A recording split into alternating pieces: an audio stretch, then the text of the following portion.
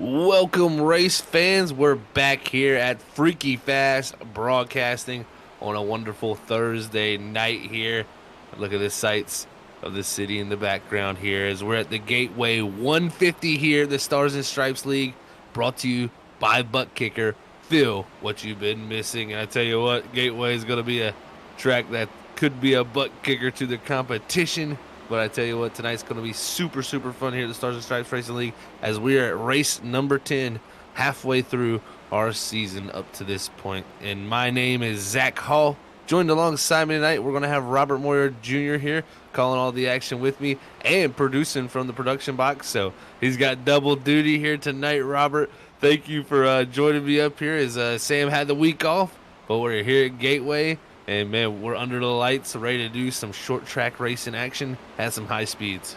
That is correct. Well, welcome. Thank you. I much appreciate that, Zach. And don't mind filling in for Sam as he needed the week off. But like you said, I'm doubling down duty here. But, you know, these drivers on track are going to be doubling down, too. Trying to figure out how to get through turn 1 and 2 and 3 and 4, which are two different kind of tracks here, as this is like a D-shaped oval egg style track. Now in the past here, Zach, we have seen this track, you know, with these Gen 6 cars, and you know, some drivers are going to decide if they're going to, you know, upshift, downshift, and then upshift, or stay in one gear, maybe try to do a fuel run, you know, things like that. So what are you thinking is the best way of doing this here to tackle Gateway? Well, it's definitely going to be interesting. This next gen car has brought a whole different aspect into that ballpark of the ability for these drivers to shift. You know, before we did not have this sequential gearbox and the ability just to, you know, slap the gear shifter down and go into that next gear. It was very much a more difficult process with the H pattern gearbox that we had before. Now tonight here with this track, you know, you brought it up, two different sides of the racetrack. 1 and 2, very acute, very tight shaped corner, where 3 and 4, much wider, much more of an open radius corner that these drivers are going to be opening up these cars. And that's where the shifting aspect will come in, because you have two different sides of the track. Your gear ratio is not going to be perfect for both sides of those racetracks. So these drivers are going to be looking to shift down. And, you know, from what I've heard from a few guys talking out there about the shifting process of how they're going to do it, you're going to see some guys going down into 1 and 2. They're going to probably shift down into 4th. You'll even see some guys possibly go down into 3rd gear. So you're looking at possibly 2 downshifts for some guys in 1 and 2. Then in 3 and 4, it's a little bit of a different zone, you know, a little bit more high speed, wider open corner. So it's got more speed to be carried, less or more RPM also. So you're in that higher gear there at 4th. So some drivers are going to look to go down to 3 and 4, just stay in 4th gear. Then some drivers are being saying they're staying up in 5th gear. So there's all types of options, all the way from 5th all the way down to 3rd when it comes to 1 and 2. And for 3 and 4, it's all the way from 4th to 5th. So you're going to see different things, I think, throughout the night, and guys changing it up as the run goes on. So it'll be very, very interesting. But nonetheless, the driver who can master it the best, I think, will put themselves in the best position to win tonight. Correct. Yeah, I have to agree with you there on that, Zach. Yeah, we'll have to see how this all plays out. You know, we got 33 cars are going to be rolling out here at the end of practice to get ready to qualify. So there's a lot of options and a lot of different things that these guys can do. So we'll have to see how it all plays out here tonight, here at Gateway with the Stars and Stripes Cup Series. And, you know, this is going to be fun as we have Josh Robertson there now popping the board, going to the top there. P1 with a 33.75. Good run for him right now here in practice. So we'll have to see if he can, you know, match that kind of speed there, Zach, during qualifying. Now, my question to you too here is that, like I said, we've seen different tracks, and we've seen this track here with these cars. Does draft play any factor in this here? Now, the draft, I mean, it will help you down those straightaways, of course. It always will be a little bit less, you know, in that drag reduction area to allow that car behind the leading car to have that little bit quicker straightaway speed.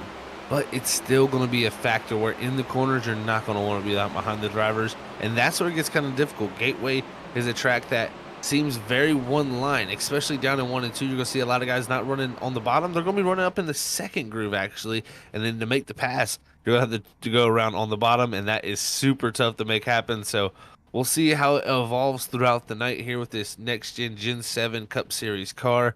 But under the lights here in Missouri tonight, here at Gateway, the Worldwide Technology Raceway, Robert, it's going to be fun to see who can master it. And like I said, halfway through the season, this is a good turning point here to get yourself set up for those final 5 races before we head into those final 5 playoff races. Well, that's it too. Yeah. I mean, you got to master this here, and then you got 5 races to go here, Zach. Until you get into the playoffs. So, guys that are trying to bid their way in, into the playoffs this season here, it starts now. Time is running out.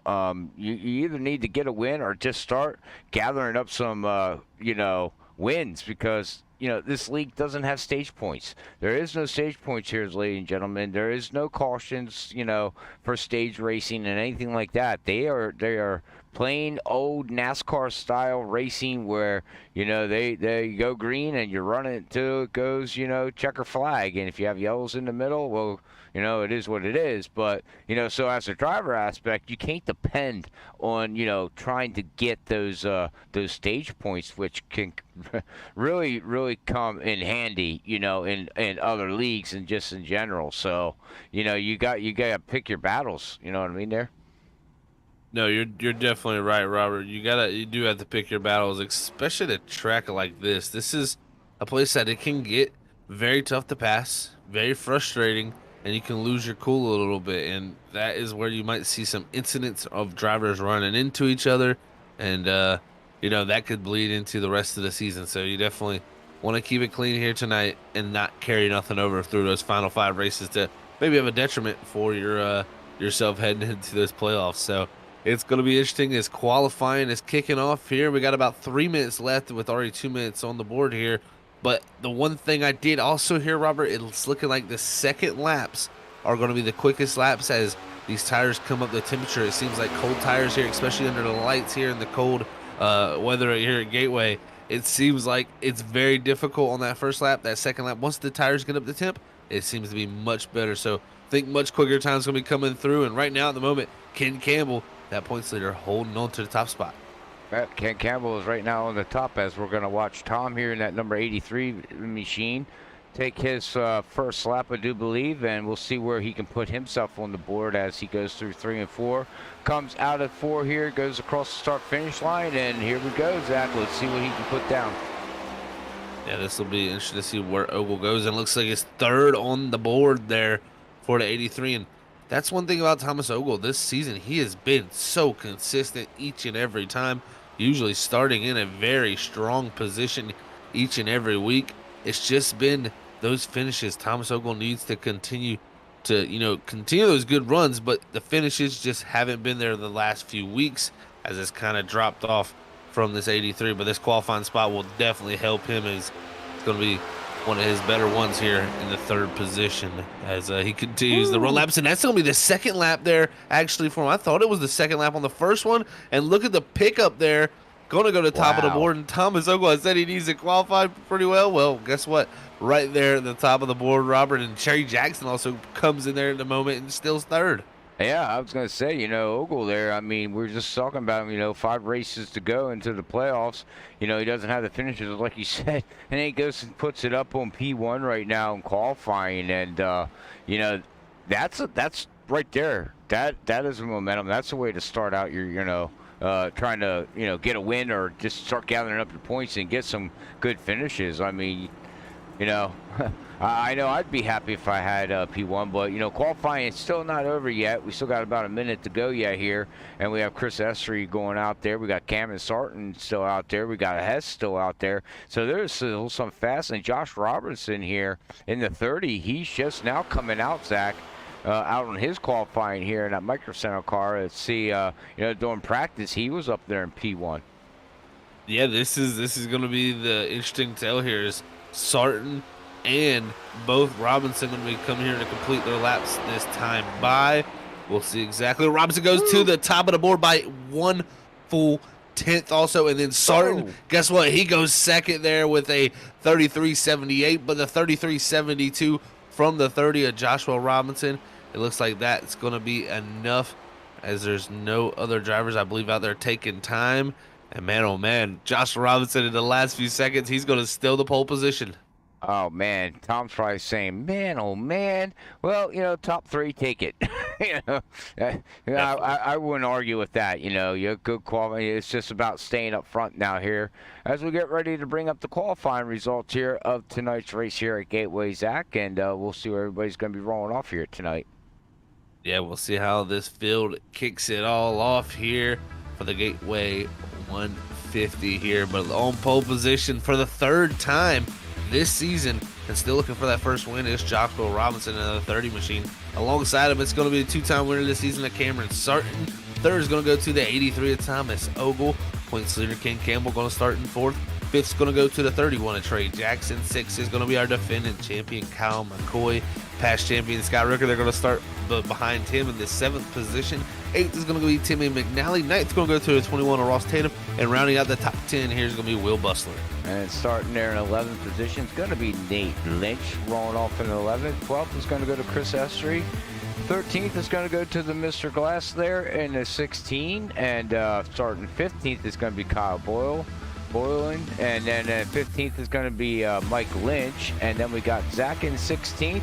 Aaron Hale, oh man, well, we've seen this guy here, in the 4 have a up and down season, most definitely for that number 4 machine. And then we got Brian there in 18th with Andrew Hess is going to be rolling out there in 19th position, ladies and gentlemen. And rounding out your top 20 is going to be Brian Lynch in the number 24 there in the Hooters Wolfpack Racing Machine. In the 21st position, it's going to be the 38 of Brandon Pierce.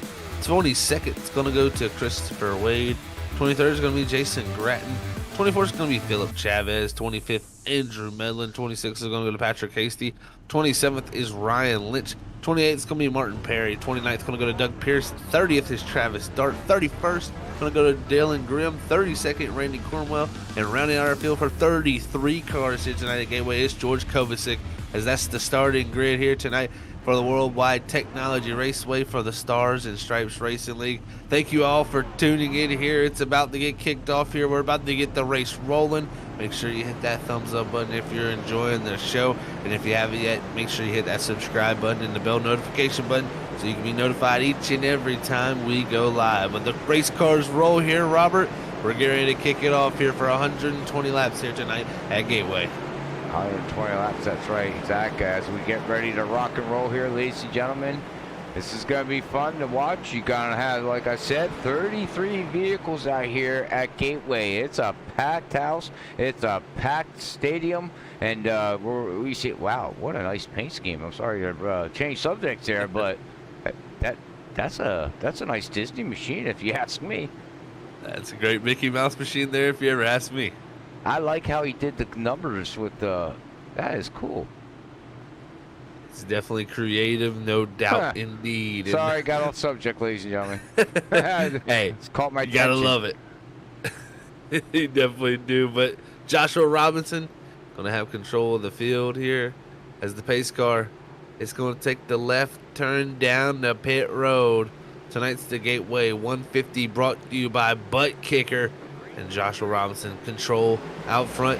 He's going to take off as the green flag flies, and we're off and away as he starts from that outer groove and looks to take the lead headed down in the 1. But Sarton in the 94 going to quickly dive it to the inside here. But like I said, that outer groove is the preferred way around that top side there, 1 and 2. And you're going to see down the back straightaway that 30 pulling that 94 is that Sarton's going to slot in a second. Got a slot in the second, and he's got Ken Campbell right behind him there with Kyle trying to push there as he slides up the little tractor in number 94. But we go back here to Timmy McNally here in that number 88 machine. They are side by side with Rickards and everybody else trying to figure out where they want to go. We got Ross Tatum back here. Chris said, we got a wreck. And that's what I was wrecking on the back stretch here. Or sorry, on the front stretch. And that's Dylan Glass, I think, Robert, there in the 16 machine. So he's parked here on the front straightaway. I'm not sure if he was the first victim in that incident, but I saw a spin coming off the corner, and yes, I can confirm he was the very first one. And this is something that I was told in the notes from the drivers, that this car very loose on that late exit, and when it goes, and you can see right there Glass just trying to fight it all the way. hits that inside wall, and from there, just a couple other drivers just narrowly escaping disaster. No, Christopher Wade, he tried to miss him, and unfortunately, he slid right up into the wall too there, Zach. So, unfortunately, and then you got Martin Perry right there in that number 69 Hello Kitty machine. He was trying to slow down too and got a little bit of damage. So, yeah, that's rough already here, lap number one. And like you said, these things you can tell with these cars. It's kind of weird. Um, I'm up here watching the races, producing everything, and watching these cup cars, and I'm following along here, Zach, and I notice that these cars, it doesn't matter what track you are, if you're very last minute, what's the word I'm trying to say? Abrasive, like you're trying to get out of the way really fast, and you upset these cars. These cars they don't like it. Like, you can't just all of a sudden turn left and think you can control it. It really de-wedges the car and makes them loose and wicked. Yeah, the way I would look at it, just from experience of myself driving the car, it is a car that when you get sideways or you get a little bit out of control, it is one of the toughest race cars ever probably to bring back to control, because once you counter steer that right input when that car is sliding, turning to the left, you counter steer that, it wants to hook back right as soon as those front tires grip. Then you usually counter back to the left, and then from there it's kind of a perpetual motion that you keep fighting back and forth. And kind of seen that there with Dylan Glasses. He was left right before he got into that inside wall, and just trying to gain stability of the car, but just could not ever get the platform underneath him. So it's tough. This next gen car, a whole new beast, and it definitely doesn't like to be kicked out sideways too often. Yeah, exactly. Well said. That's what I was trying to get at. These cars just seem, the minute, the front end grips, and and then you see guys just swaying on that wheel, left, right, left, right, left, right. And like you said, I don't ever recall seeing a car, even in NASCAR in real life, being so hard to control once it gets loose. So, and it's a learning curve right now, but we've been in these cars for half the season here, in general, in iRacing's platform. And, yeah, some guys still are trying to fight that machine. Yeah, it is still a learning curve each and every time, and especially even the biggest thing I'd say is, we get updates, very frequently, month to month. So it really is a time of, learning each time that new build comes out. Those new physics get come out from the data they get from NASCAR. So it definitely is a learning curve each and every time. But some drivers pick it up faster, some drivers do not. And I know there's a few guys out there that, for this very reason of the incident we seen there with Dylan Glass, they don't like driving the next gen car because it's very evil in certain situations like that, and very hard to control. Very well said. Very evil. It's a very evil car, and like you said, a lot of people don't like racing them. That's one thing here. The Stars and Stripes, they will finish out the season, of course, here with this car, and then the league gets to vote on what car they want to race next. They could go to the trucks, Xfinity cars, ARCA cars, that kind of platform. So, their next season, who knows? We might be back in the Gen 6 cars.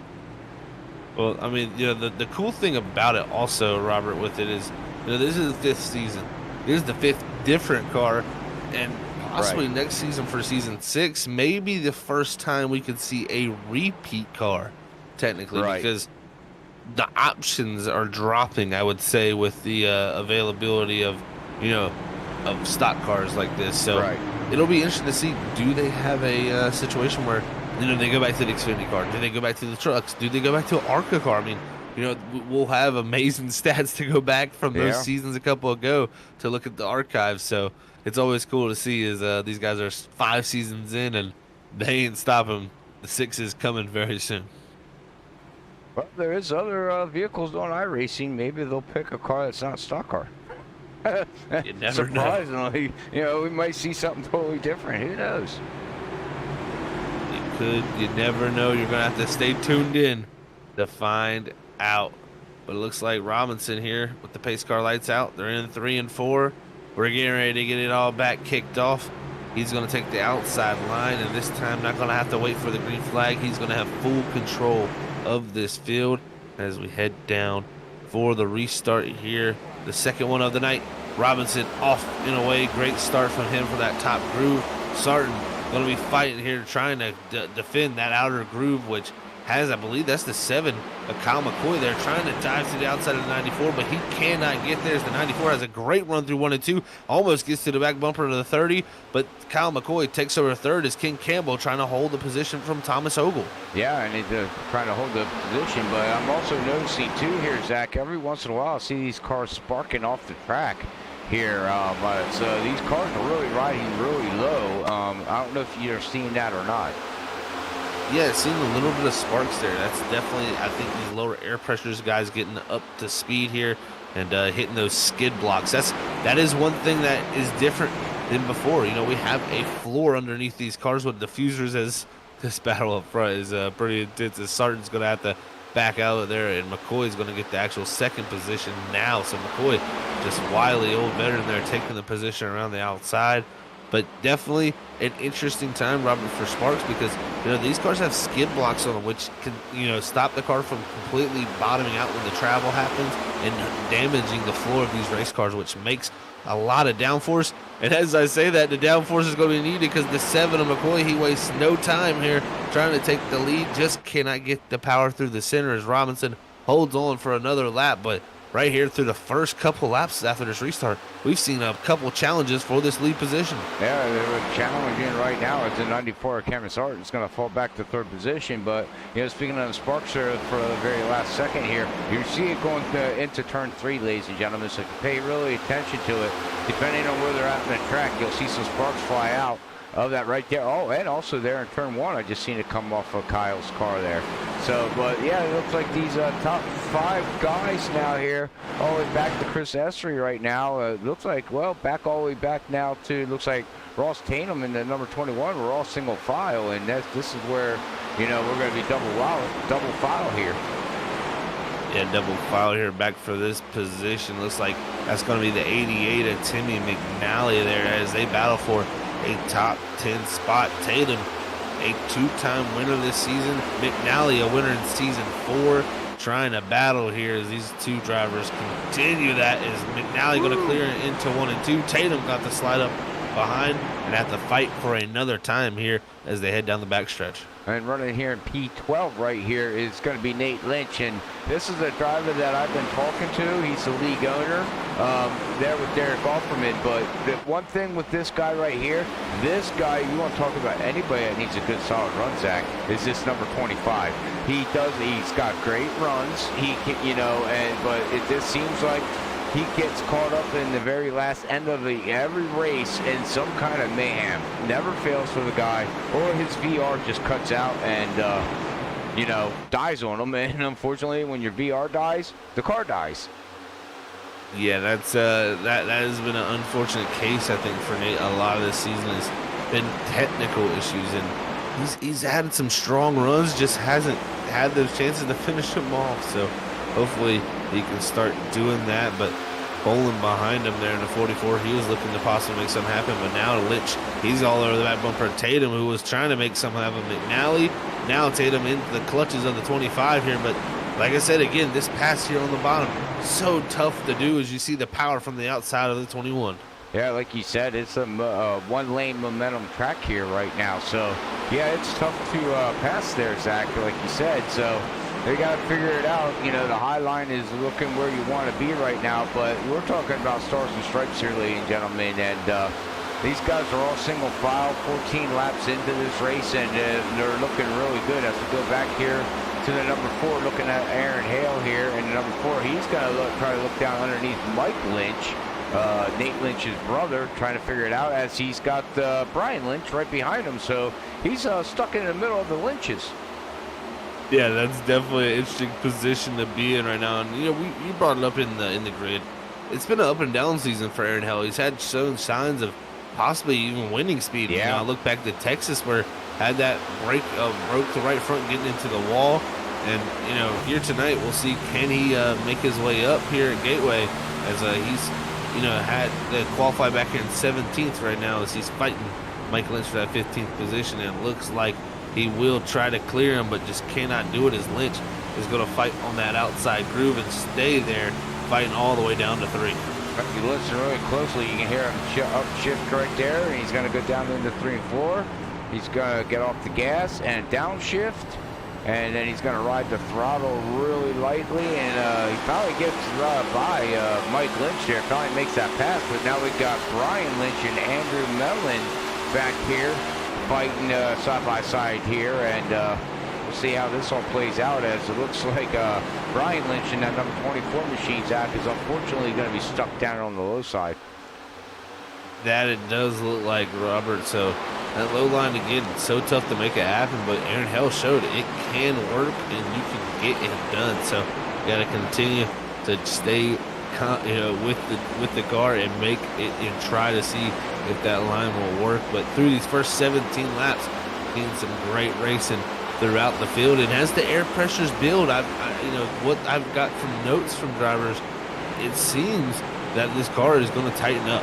So as this run goes on, the stability there off exit will get more and more, and these drivers will get more and more confident of putting that gas down. Yeah, the question to you then, Zach, real quick, is as the run goes longer and longer, and the track builds rubber, and these cars start to get tight. I mean, what's the best way to combat that? Basically, move your brake pressure back, but you can only go so far back here in these next-gen cars until the point where you can't go any farther back with your brake bias. Then what do you do?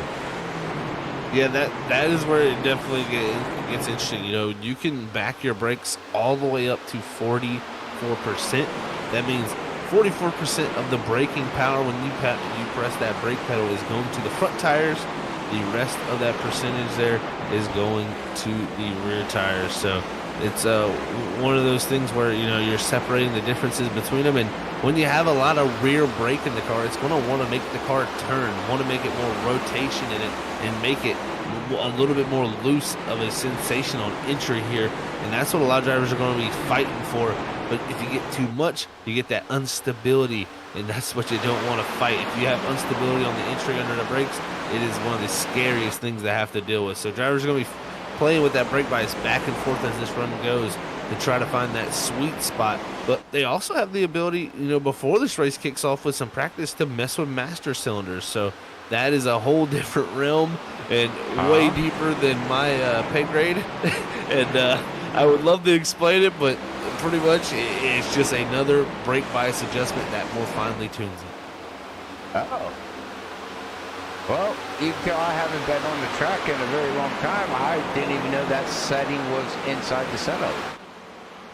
It's actually, and that's the thing. It came with this next-gen car. We didn't have master cylinders before on a Gen 6 Cup car. With the Gen 7 Cup car, with the way the brakes are designed, it has 2 master cylinders, one master cylinder for the front, one master cylinder for the rear, and that determines the pressure of that line for that brake. So you can really change how that factor works. You can give more brake pressure in the front line compared to the rear line, and change your master cylinders up. So it's a fine-tune adjustment. And before, when it came to iRacing, we couldn't change it from the fixed setup. As you watch this battle go on with Medlin getting by Hell, looks like Lynch is going to try to take advantage of that 2 and the 2 and maybe look to get by, but Hell's going to fight back here on the outside here off of 4. He'll maybe try to hold on to it, but no, Mike Lynch is going to get it done. So 2 spots lost there from Aaron Hell, but like I said before, it was a fixed setup type of thing where you couldn't change it. It was stuck and you could not make any changes to that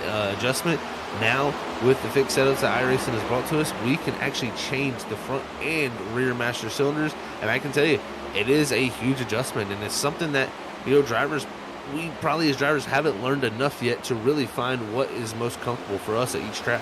Well, that's it. It's something new that you never seen on a fixed setups, and now all of a sudden you got something new out there, and it could make or break how that setup's going to feel, even on a fixed setup. That's very interesting that they had it locked and then opened it up here. But talking about Aaron here in that Coors Light machine, he made it by Mike Lynch here, and Mike Lynch battled back, but now it looks like Aaron Hale's going to try to go down into 3 and 4 here, stick the nose underneath him. He's going to try to pass him at 2, and it looks like Mike Lynch is just going to let him go. Maybe not. He's going to try to He's got to try to power back on the outside here, but I don't think he's going to have enough, as I think Aaron Hale is going to make that clear as, oh, hang on, Mike Lynch almost got into the other Lynch. Yeah, that was close racing there. Brian Lynch, I believe the 24, is going to dive into the inside there and try to make the pass on Mike Lynch there, the family member, and see how they can make that work. But looking through the field, definitely lap time wise, we're starting to drop off. We're almost to about a second fall off here with our Lear Robinson out front, opening up about a second gap with Kyle McCoy actually just having overtaken for the second position. Kyle McCoy, but right now Josh is looking very strong, like you said, Zach. He's got about a second lead over Kyle here in that number 7 machine, and then you got Candace Arden that started out here. He's looking pretty good, running in 3rd position. You got Tom trying to have a good run. He's only down 1 position right now, but he's running in 3rd position in the 83 machine, and he's looking pretty good. So it looks like he might be struggling just a little bit coming out of 3 there and 4. The car doesn't look too happy in that turn, but he looked pretty good here in 1 and 2. As we got Scott Rickard now trying to work his way up through. Somebody we didn't talk about too much. He's up 3 positions, Zach, and slowly working his way up through the field here. Yeah, it seems like Cameron Sarton here is starting to drop off from that second starting spot as he's back to this 5th position. And I've been sitting here watching lap times click off each and every time here for about the last 5 to 6 laps. And there's a clear pattern I'm seeing forming. There's about 3 race cars on the racetrack right now that are in the 34-second bracket still. That would be the 30 of Joshua Robinson, of course, leading out front. This 7 of Kyle McCoy, who's the fastest car on the racetrack. And then it would be the 21 of Ross Tatum, who's starting to make time with the drivers up ahead of him in the 9th position. Other than that, every other driver out there in the 35-second bracket. But McCoy in the 7, the 21 of Tatum, and the 30 of Robinson right now really setting the pace. Yeah, you can see after 27 laps here, with that caution too, so that helped them out a little bit, save on fuel. You said we're looking around 70 laps on a tank of fuel here with these cars here at Gateway with these guys. But what are we looking at for pit stops here, Zach? As you know, they had that yellow, which helped them save some fuel. Some guys even went in and topped off that weren't involved in that yellow, which that would include Aaron Hess. They're in the 54 running in 23rd position. We had Dylan Glass. He was involved in an accident. He went in and did a pit stop. We also have Zach. He in that, see here, 46. He went in and pitted. And then we also got Randy Cornwell, that also in that number 22, running back in 28th position. He did a pit stop too. So, they got 3 to 4 laps fresher tires than everybody else. Now, I don't know if that makes a huge difference, but fuel-wise for pit road, what are we looking at for these guys? Well, the interesting case here is the pit window can open up at anywhere from lap 50 to make it to the end of this race. We can make it 70 laps on fuel. So lap 50, that would be 70 laps to go in this race here. So that would set you up to make it to the end, but I think that's not going to be the optimal strategy. Drivers are going to be electing to do a little bit different. They're going to be looking to possibly stretch that out a little bit longer. So I'm thinking of somewhere around that lap 65 to around 70 is where you're going to see a lot of these guys trying to stretch it to. And that'll set them up for a decent run to the end of this race at about a 55 to 50 lap run. That sounds about what I would do here as we watch the number 38 here. Brandon, he's getting ready to get on Nate Lynch here as they're getting ready to battle for 12th position here as he's going to take that 38 machine and look up underneath him as Kyle sees what's going on. But what a battle going down into turn 1 and 2 here. We got Nate Lynch and Brandon trying to figure out what they want to do. And I tell you, Brandon Pierce really climbing his way through the field here as they battle for this 12th spot. He's came from that 21st position, and I was watching some of his lap times. In clear racetrack, he is one of the faster cars on the racetrack. So I think this 38 is going to continue this trend here of going forward, and it's something we see with Brandon Pierce. Doesn't qualify as well, but usually tends to drive his way up through the field and have some great runs. As he's coming off a huge victory there, Auto Club, a couple weeks ago, and a second place finish last week at Indianapolis. So big stuff here for this 38 as he continues to show good pace. He's showing good pace here right now here at Gateway. But, you know, that little stat that you just threw out there about him, you know, Auto Club and Indy, you know, they're 2 mile tracks plus. So maybe that's what he, you know, feels more comfortable, you know, these 2 mile tracks compared to these, you know, shorter tracks here. I mean, he's up 9 positions. I mean, he's running really good, but, you know, some guys like the faster tracks. Some like super speedway, and some like the, you know, 1.5 mile, and some guys are road courses, short track, so on and so on and so on. So maybe that's where, you know, he feels more comfortable at. It's very possible. There's similar racetracks, so, you know, it's about carrying speed and, you know, making that momentum. So definitely places that can really make a difference. But look here to the 36 of Will Bustler, who's had an interesting season as a rookie, man. I tell you, Will has had ups and downs all throughout the running. You know, he's had a best finish of 12th up to this point, and that was at Auto Club, and then a 13th place finish at Daytona. Those are his best finishes up to this point, but he's had some qualifying performances in the top 5.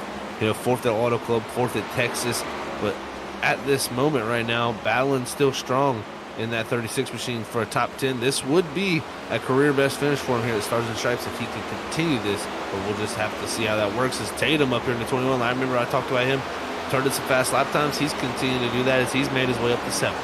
Yeah, he's turning fast lap times here. We've got 35 laps into the books, and his last lap right now here, Zach, was a 35.46. So he's right there with Tom, Kyle, and Josh as lap times right now. You got Scott Rickard. He's looking pretty good right now. He's running really the same lap times as the leaders. And then you got Ken Campbell here, about a 10th off of everybody else right now, but staying in that top 5 position here right now, and looking pretty good right now in that 15 machine.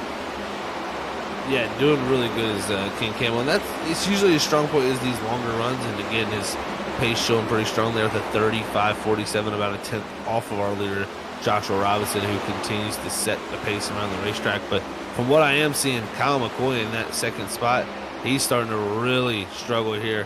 That last lap by 35.79, that was almost a half a second slower than our leader. Yeah, exactly. As we watch Josh come across the start-finish line, still running at 35.39 to everybody else's 35 5s, 8s, 7s. So I'm not sure right now. Josh is showing the way here, 37 laps into this of 120, and I don't know if anybody's got anything for this number 30 machine right now, Zach. He's looking mighty strong here tonight. Yeah, he's going to be looking at a 2nd win here possibly for that 30 machine. So we'll see if he can do that. As this season has been, you know, an interesting one for him. He's had some really some great performances, and that's the one thing too is this rookie class. I mean, what a rookie class it is. I mean, to this point, it's been a lot of rookies showing up, and again, you know, I brought up a win for Robinson, but he doesn't have a win. I keep saying that. I don't know why. Mixing him up for some reason, but he does have the 2 pole positions and has had a lot of dominant races. I mean, I look at Coda, he set on pole position there. Just really close, finished 2nd. He finished 2nd in Richmond, finished 2nd at Bristol. So having a common case of finishing 2nd for this number 30 tonight could be the first time to break it into victory lane. Well, whatever he figured out, he went from a 2-second lead to a 4-second lead within 3 laps there, Zach, because he's now got over Kyle, Tom, and Scott, and everybody else through the field, a 4.5-second lead. What is this guy doing? Call him to the hauler, because he's still running 35 fours, while everybody's running almost 36 flats now. Yeah, I mean, we are starting to get near that 36-second bracket. You know, McCoy was a 35.9 last time. But I look at Rickard. He's got by Ogle there to take that position as he's starting to charge forward. It is very, very impressive to see Robinson continue just to click lap times that are great off each lap after another. And it's really showing here to that car's strength to his out front. Is actually the last time by, it would be Ken Campbell, who was the fastest on the racetrack with a 35.50. Charlie Lear's 35.52. matching his lap time 40 laps into this run. Interesting here, as you know, they're going to soon get ready for pit stops in the next 20 laps or so, 20 to 30 laps here, as we'll go back here to Andrew. He's still back here battling right now, as he's gonna pass George there. Gonna be a couple laps down, it looks like, at least one lap down. Looks like he's gonna be down, but we'll bring up the driver cam here, ladies and gentlemen, and we're gonna check out Andrew as he's working that wheel there, Zach, and trying to figure out how to get up through the field. And I tell you what, he's, you know, figuring out how to get through the field. He's figured it out, really. He's made 10 positions up to this point, 25th starting spot up to the 15th, and he's right behind Nate Lynch for 14th. So really trying to make a charge here is Andrew Medlin, and that's something we've seen from in this Gen 7 car. I don't think his qualifying performances have been there, but it does seem like in the races, as the race goes on, he clicks more and more with his car, and he learns more and more, and he gets better and better as that race goes on. You can see the focus from him right now as he's trying to track down that 25. Trying to track down, and we'll go back through then here to the rest of the field here and see what everybody else is doing in the very back here. We still got Travis Stark back here in the 27 out here running by himself here right now. He's up 6 positions, so I mean he might be out by himself in that number 27 machine, but hey, it doesn't matter. He's up 6th position, and he's doing what he needs to do. And then we come back here to Randy in that Georgia machine there, as you can see the car as he was hitting the brakes did not like whatever he was doing there in that number 22 machine. That thing started swerving back and forth there on him. Zach there, and then Jason. We got pit stops happening. Grattan, he pit on lap 41. Zach came back in lap 41. So we got some guys making pit stops a little earlier than we thought here, Zach. Yeah, definitely a little bit earlier than we thought, and that's not going to be able to make it get to the end of this race. So interesting call from Grattan there, and Kreitz in the 46 also. So interesting calls from those drivers to hit pit road already. Very interesting cases. We're seeing more and more cars hit pit road. So, there's a wreck happening on the back straightaway. The 88 Timmy McNally goes around with Kyle Bowling in the 25, and Nate Lynch also involved. As you see him there parked on the inside of the front straightaway, and that was right as a few drivers were starting to hit pit road. Wow. Well, we'll have to see if get something pop up here right now. We just have wait for our software to trigger that, but yeah, you can see that 88 machine there, Timmy. Unfortunately, he's got a right front broken tire, and he's going to have to tow it in there, Zach. And that all started with that 88. He got a little bit loose. I guess I should say a lot of loose off the corner, and it just snapped loose for him. Unfortunately, Kyle Bowling was right behind him, nowhere to go for him.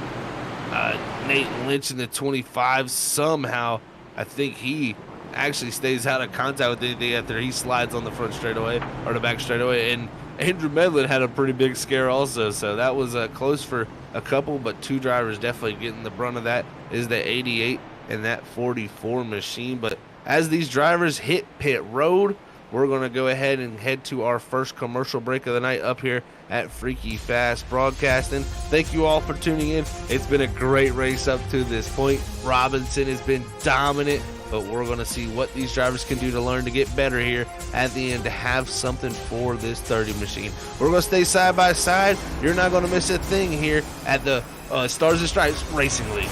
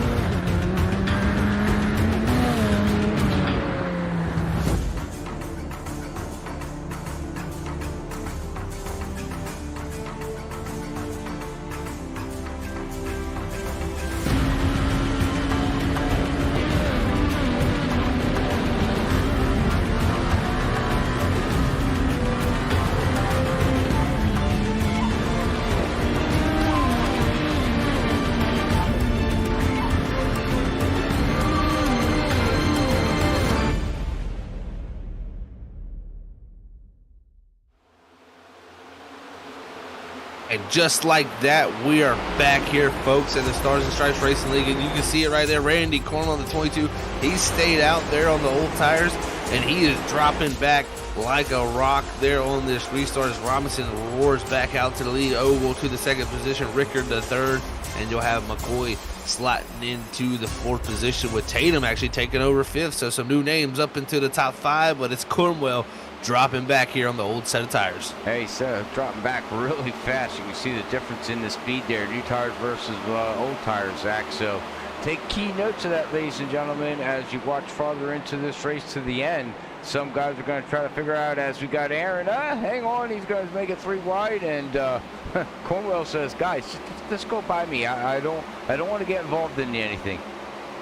Yeah, that has got to be nerve-wracking, no doubt indeed here, as he's going to have Andrew Hess dive to the inside now. Brian Lynch in the 24 also look to take that position now to 2 of Mike Lynch, and you can just see new rubber is really the way to go. But Cameron starting in the 94, he's had a tough time here tonight. Robert, second position starting.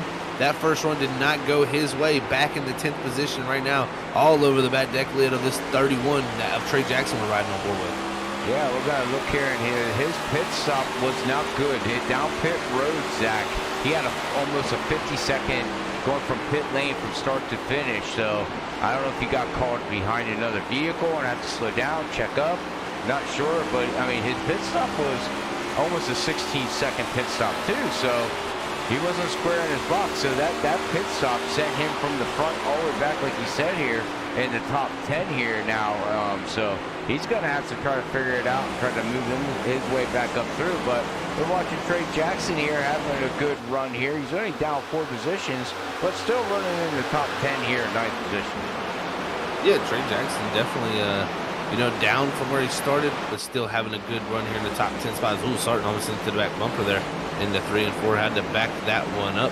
But, man, I tell you, up ahead of him, the driver really making the move is that number 10 machine at Esser. He's going to look to go to the past the 15, as 15 Ken Campbell's also struggling here, dropping back at the start of this run as he's gotten passed by Brandon Pierce and that 10 of Chris Esser.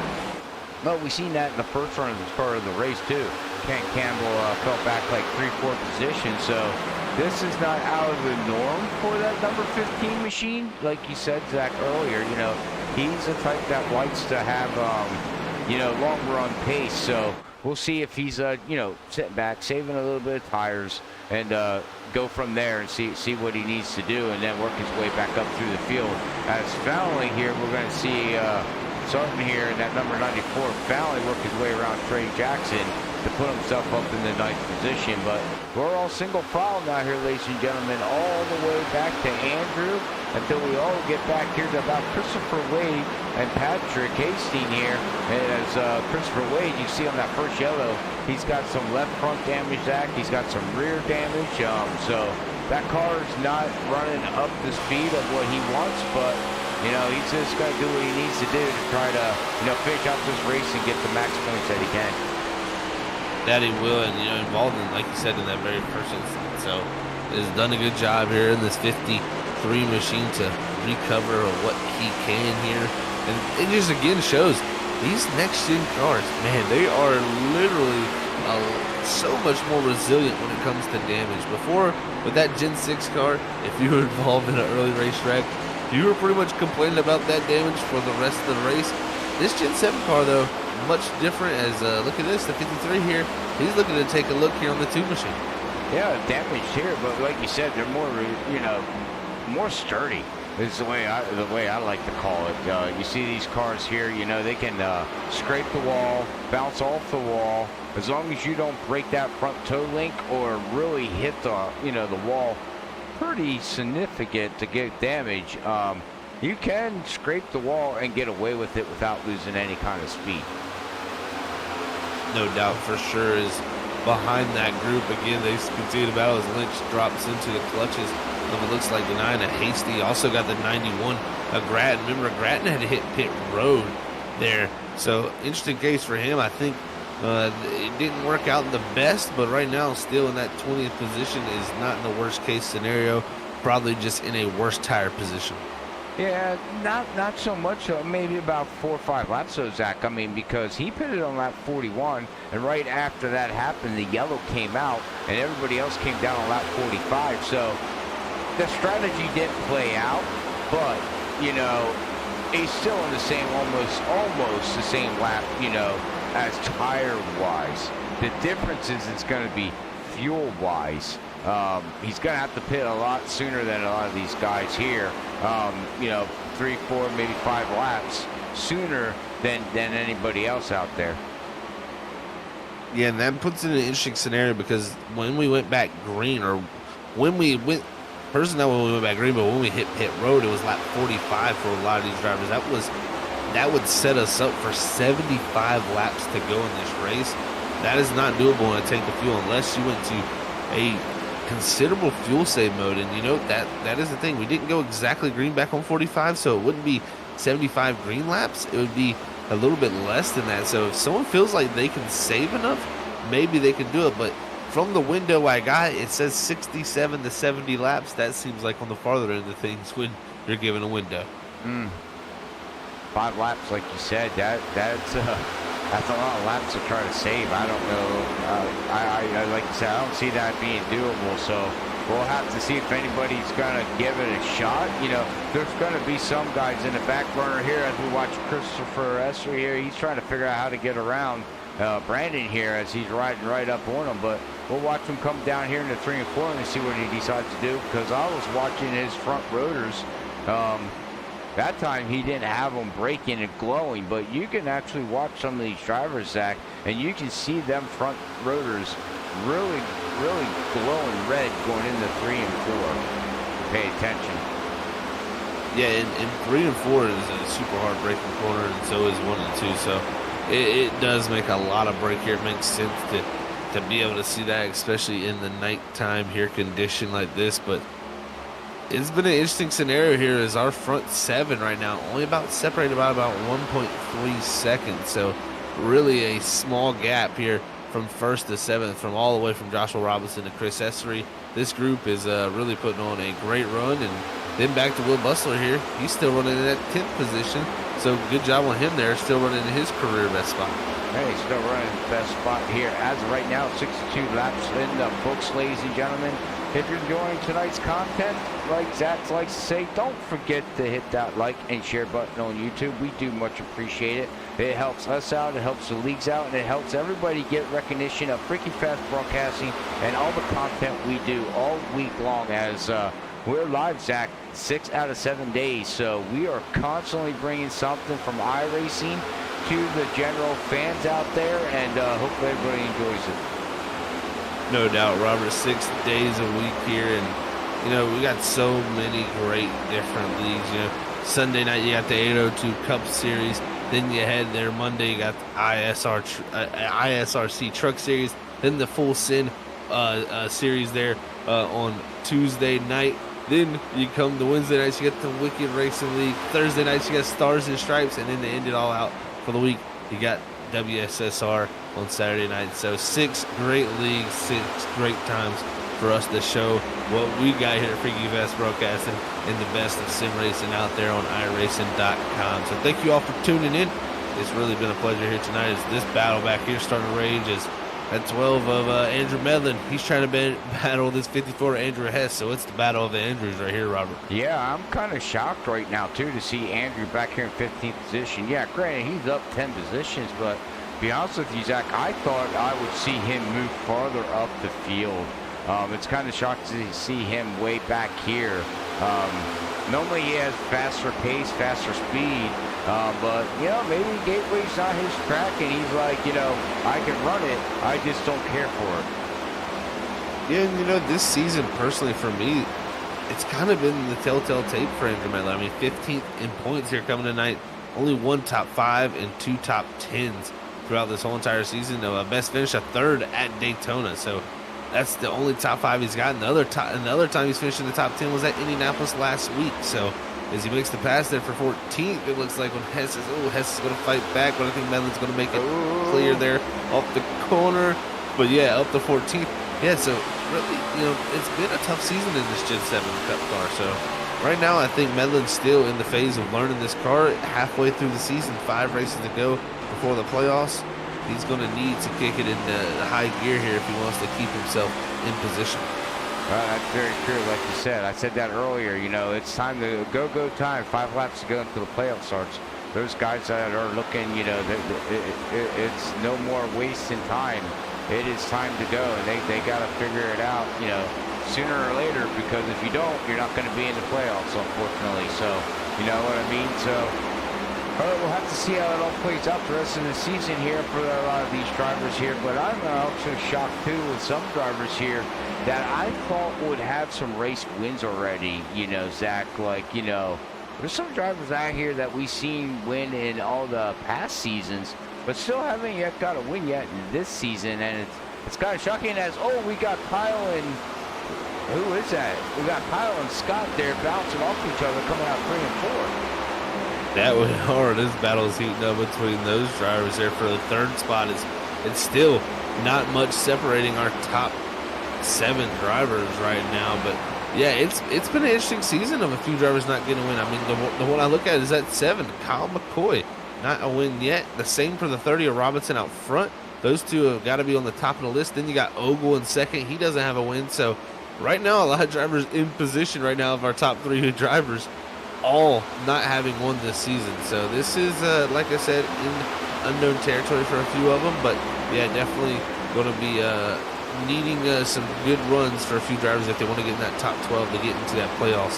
Because remember, it is top 12, not top 16. Right. So a few guys sitting on the outside right now. Kyle Bowling is actually the driver on the edge of that limit with Thomas Ogle there in that 11th position. So Ogle really having a good run here with McCoy up there battling with him right now for 2nd. But this is what Ogle needs in this 83 here to solidify that position in the playoffs. Yeah, most definitely. Like you said earlier, you know, he's got to have a good run here as he's got Scott Rickard looking going down into turn 1 and 2 here. He's going to dunk it down on the inside. That tire pro machine there, that 05 of Scott Rickard. He's going to try to work it, but nope, that top line looks like it's going to prevail just a little bit. Oh, as Scott got loose coming out of turn 2 there.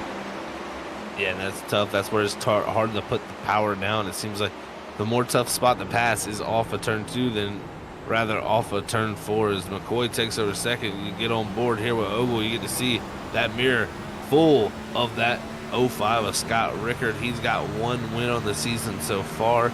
We'll see if he's trying to get himself in position to get himself another, as our top 3 have yet to win. And, you know, these 3 need to do that because, you know, really, Robinson and McCoy, 42 points to the good right now with the chase. Then Ogle's 36 to the good. So not too many points separating these drivers in these positions. Very true, very true. As I'm just keeping an eye on him shifting here. He goes from 5th to 4th, going through 3 and 4. But watch what he does, Zach, going into 1 and 2. Like you stated earlier in the broadcast, you know, you're going to have guys shifting all the way down to 4th and staying in 4th, and some are going to go to 3rd position, 3rd gear, and right there, he goes down to 3rd to get that run coming out of the turn number 2 and get all the horsepower and all the momentum put to the rear tires to try to, you know, rock it out of that turn. Yeah, you're definitely seeing that happening. You know, who would have thought we'd be in 3rd gear with a you know, 5-gear sequential gearbox? So it's definitely not what you would think, but it's, you know, what we have, you know, with this car. So drivers really having to make use of it. And you see he goes there down to 4th, then down to 3rd, and gonna try to power that car off to head down this back straightaway here to get that good run. And you got to immediately see how he shifts right up the 4th, right on the late exit, and that is a tough thing too, because when you shift up there, that car can get a little bit unstable.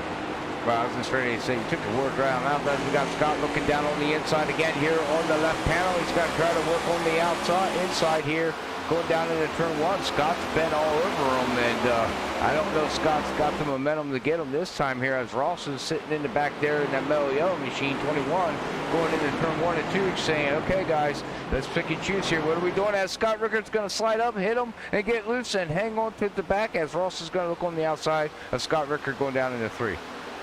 Our top 2 drivers, Robinson and McCoy, love what they're seeing in the mirror. This is allowing them to get away as Ogle continues to hang on the door of the 05. The 21 comes into the picture, but also don't look too far back. It's Brandon Pierce as it's heating up there. It's getting closer and closer for that action as Tatum says, you know what? You had a chance here, Rickard. I'm trying to slide in here and try to take the spot from you as you try to take it from the 83. But look at this great racing going on down in 1 and 2. Wow, and look at Ross almost to the outside of the wall there, Zach. He almost scraped the wall, and we see Scott Rickard go down through 1 and 2. He actually literally got on the rumble strips, and that is definitely not recommended to do. But Scott right now is starting to get freight trained on the outside by these drivers here as we got some hard-nosed battle going side by side. Somebody's got to make up their mind what they're doing before there's a big wreck. And, you know, real quick, Zach, we're talking about Stars and Stripes here, ladies and gentlemen. If you haven't known about Stars and Stripes, yeah, it's peaceful. Everybody loves each other halfway through the race until we get to the end, and then the chaos happens. Yeah, the chaos does always tend to happen there at the end, and you got to feel for Scott Rickard as he finally jumps up in front of Chris Essery. I think he gets a little bit of the boot scooting boogie as the 10 said, I'm not going to let you slide up in front of me there, as he's going to fight back actually in the 05 there, and I think going to be able to hold on to that spot as King Campbell's behind that group. But you got to feel for Scott Rickard. Was once battling for third, trying to take the spot from Thomas Ogle, and just because he went for that position, he gives up 2 spots there to Tatum and Pierce and slots him back to 6th. Yeah, unreal. And it was hard battling here. They were beating and banging, and great action racing between all them guys. And that's what you get here at Stars and Stripes. These guys, you know, we said it under Commercials Act. These guys know how to beat and bang and hit each other. So, and keep it clean without getting mad at each other. So, what? Bravos to the guys and the drivers in the league, just in general. No, it's been master class for sure. Is these guys know how to race hard, but they don't overstep their boundary. That's the one thing week in and week out. You know, we see here. You know, 120 laps here, Gateway. It can be a long race here typically because it's usually typically somewhat of a tougher race on the side of things when it comes to drivers being able to make laps around here, racing hard with each other because it's so one group. But Stars and Stripes once again always shows. These guys are super competent, and they can race side by side, right on each other's doors without giving up an inch and not bringing out a yellow flag. Well, that too. You know, we had 2 yellows, I do believe, or 2 yellows.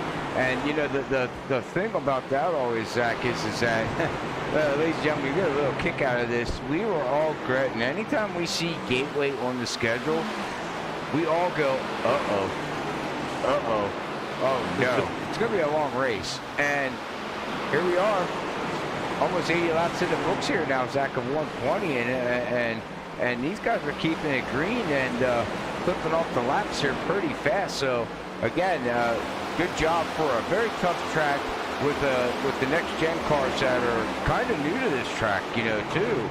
So you know, you don't see too many Lukes running it, you know, not often. No, you're completely right, Robert. It's not something that is normally ran too often. So drivers are, you know, not too fond with this racetrack. So it's a tough ordeal to make. But Taylor was tough as Thomas Ogle. He got passed by Tatum, Pierce, and Rickard in the matter of 1 lap. So from third all the way back to the 6th position, kind of had the same thing happen to him there as Rickard. And now Ogle just trying to hold on to that machine as he continues to drop back. And I tell you what, Robinson again showing that long run pace, and that 30 machine is just on a different level. He's running a 35.29.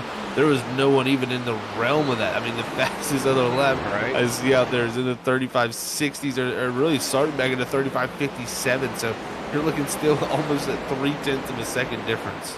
Yeah, per lap. So, you know, he needs to be called to the NASCAR hauler. I don't know what he's doing different, but, we have a yellow, ladies and gentlemen.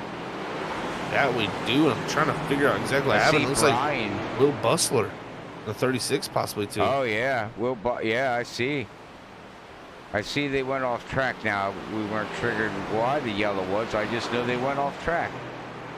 Yeah, I think that was a Will Bustler brought out caution because it's like you said, going off track, and I think he got in the grass and spun out in that grass there under that curbing. So that's what's going to bring out that 3rd yellow of the night. And this sets it up now, Robert, to where this could be the final pit stop for these guys too, because you know this would be a run all the way to the end. No need for a green flag stop now.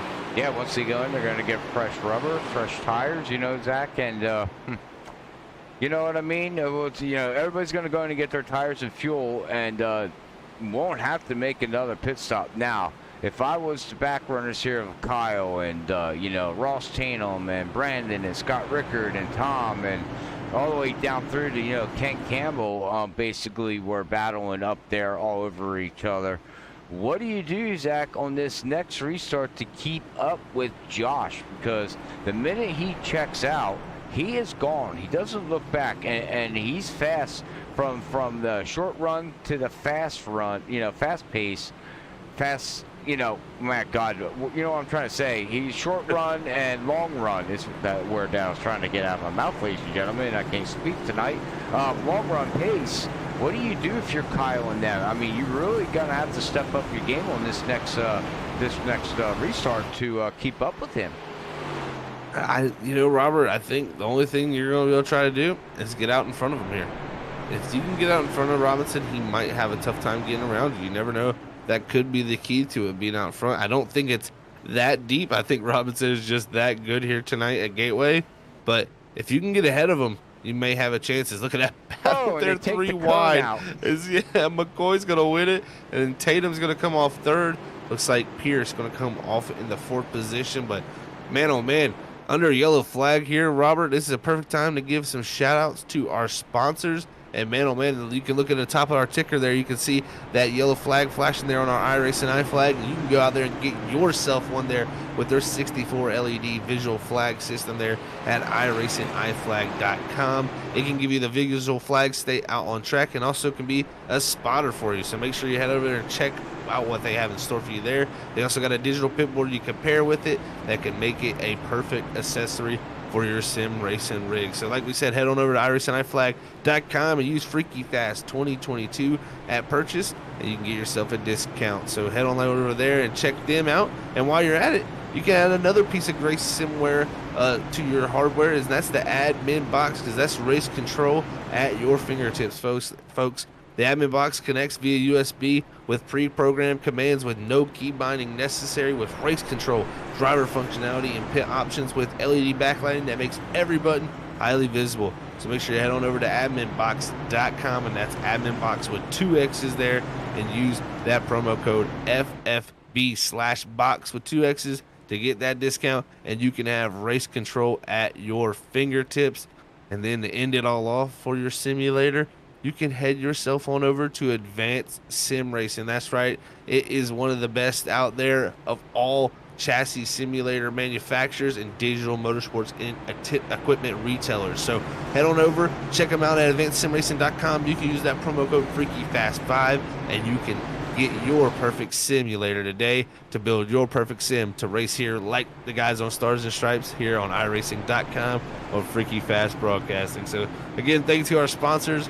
But Robert, this is getting down to the nitty gritty now, as I like to say, and Robinson going to have the lead here. We're going to have some drivers looking to take a wave around, but man, oh man, this is setting up for a titanic battle, because McCoy all night has been having to fight through traffic to get the second. Can he hold on the second? Here's the question. And also Pierce from 21st up to 4th. He's going to be looking to make a big splash here late in the going.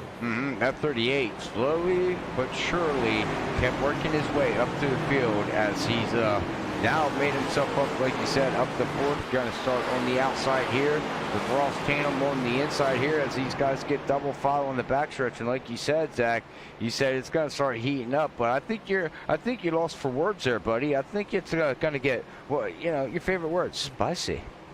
It's going to get a little spicy for sure. Spicy, ladies and gentlemen. So if you're out there, if you got refreshment, you might want to keep it near you, because this race, it might make you a little parched. So yeah, we'll see how it all plays out here in the final portion of this race. 3 cautions up to this point for the Gateway 150, brought to you by Buttkicker here at Stars and Stripes League. That is brought to you by Next Level Racing, Sharp Apparel, and Buttkicker.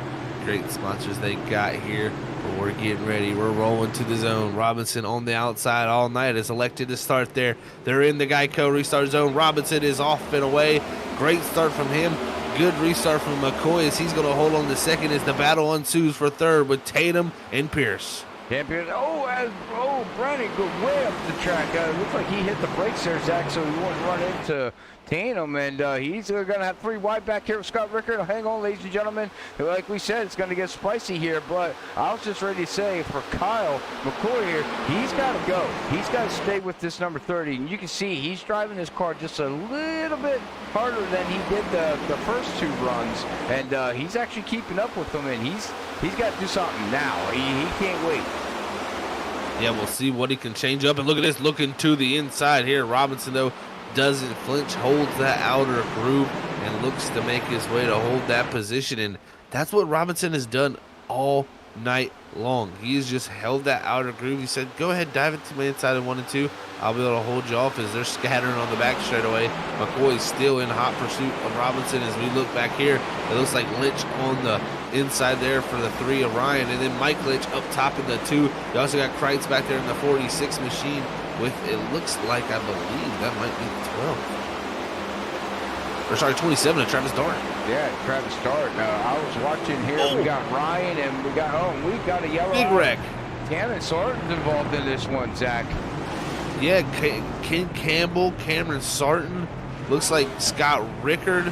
So, man, oh man, big moment there, and I think it all started around the 05 machine. I'm unsure exactly what happened there. It looks like it was trying to go and fill into a hole, but we'll see here on the replay exactly a little bit closer shot. You see side by side with Sarton. I think right here Rickard says, you know what, instead of fighting through the inside and allowing King Campbell to get my outside here, he wants to slide into that spot, but King Campbell kind of misjudging it there with him jumping up in front of him like that so late, gets into the back of him there, and from there into Sarton, bounces off the wall. They catch Campbell there, and that's going to spin Campbell around, break the right front of Rickard, who was having such a great run, and Sarton, who started second here tonight, are both going to be on pit road with major damage.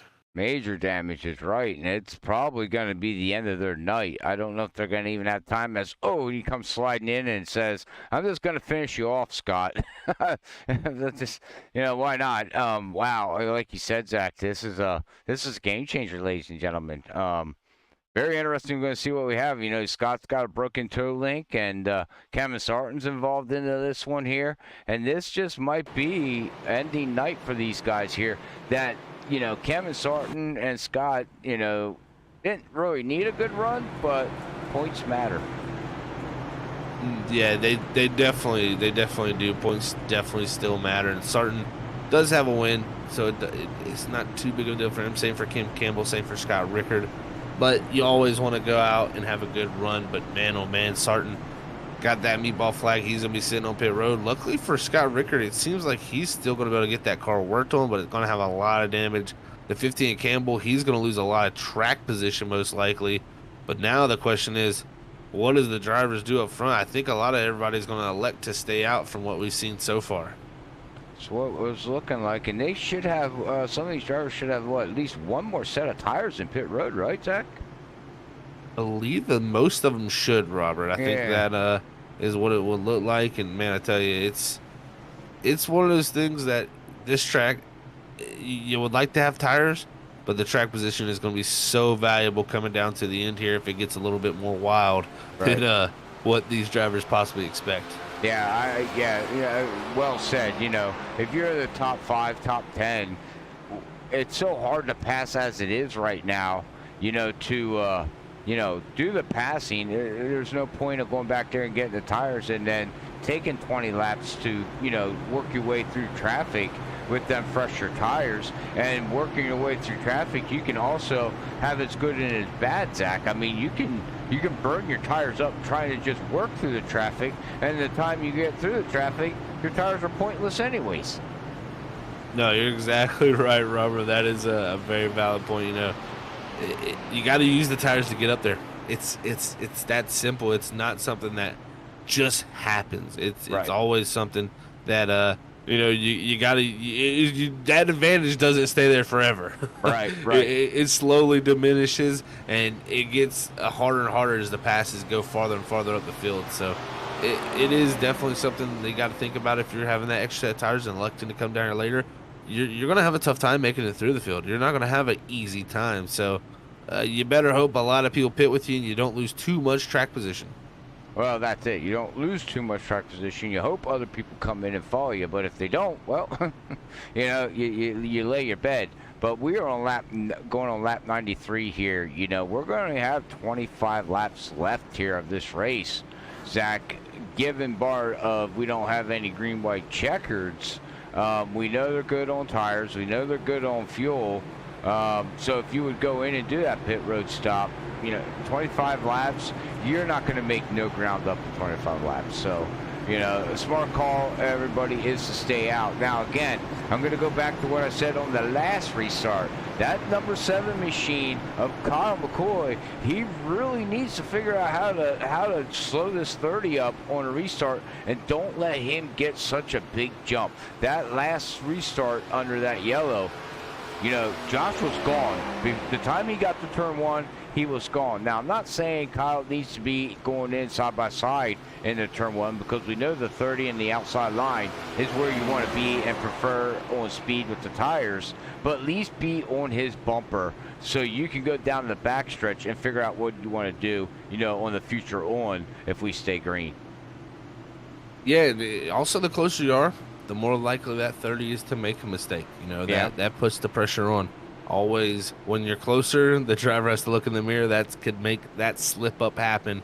But I tell you what, folks, don't go nowhere, because you don't want to slip away from this, because this action right here is going to be fantastic down to the end. The Gateway 150 here for Joshua Robinson, looking to get that first victory of the season, along with our defending champion Kyle McCoy on the front row. They go green there, and the Geico restart zone is the 30 once again. Wow. Excellent start for him. McCoy going to jump up to defend the top side from Pierce, but Pierce is going to be fighting Tatum down in the 1 and 2.